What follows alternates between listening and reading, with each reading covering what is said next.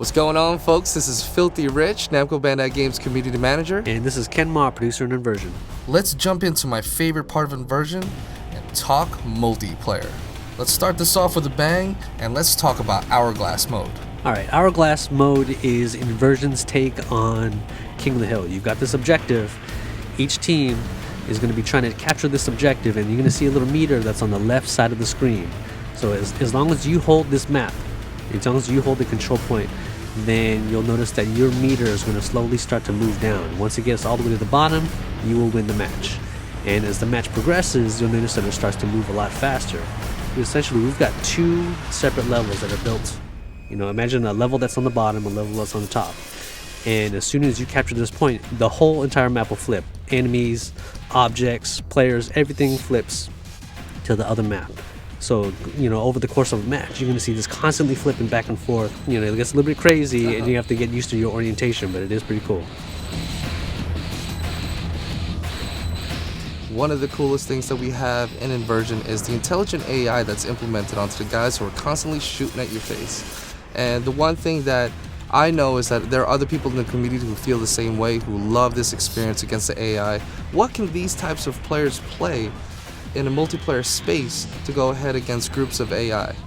Inversion, what we have is a 4-player co-op mode called Survival, and we built these exclusive maps just for this mode. These aren't regular normal MP maps that have been, you know, just recycled in.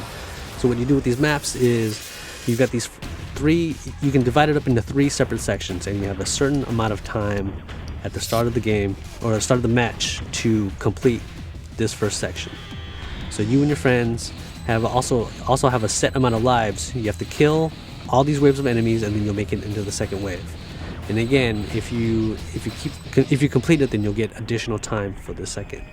Now, you know, everybody's going to be racing for the best time for the leaderboards, but also because at the end of that third section, you're going to see a badass boss, and you have to have 4 players.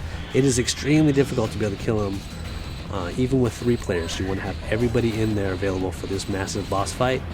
And you know, it's a great way to just relax, and you don't have to worry about competitive, you know, playing with competitive players. It's just you, 3 friends, and tons of enemies to take care of. Deathmatch is usually my first mode that I jump into in any multiplayer game, because I don't have to do any kind of strategy. Only rule is to kill anything that moves, right? That's a great way to get used to the maps, a great way to get used to the Gravlink mechanics and how it works, that little balance that Inversion's got between weapons and using your Gravlink as a weapon.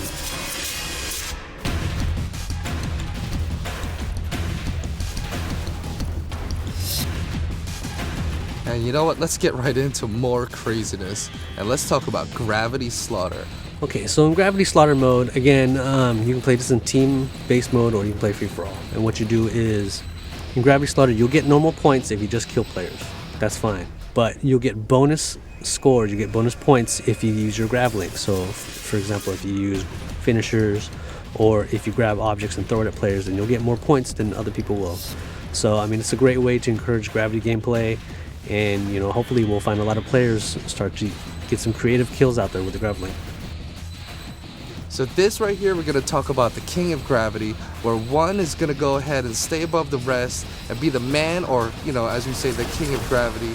Okay, King of Gravity is an absolutely insane mode. So what you've got is you've got one Gravlink pack, and every player that's playing in this mode is always going to be able to track this. It's going to be an objective marker. So whoever picks up the Gravlink is going to be able to earn points by killing other players.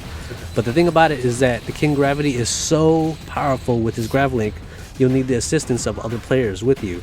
So even though everybody's trying to race to become the King of Gravity, you have to work together to take down the current King of Gravity. But after that, it's no holds barred, right? It's whoever can get that Gravlink first. Everybody that you thought was a teammate, as soon as that Gravlink drops and everybody's trying to rush to get it, then everybody's your enemy again. So that's it for us over here at NAMCO Bandai Games. This is Filthy Rich. Guys, make sure to join the community at facebook.com/inversion. And of course, a big thanks to our friend Ken. Well, look forward to playing against these guys once the game comes out.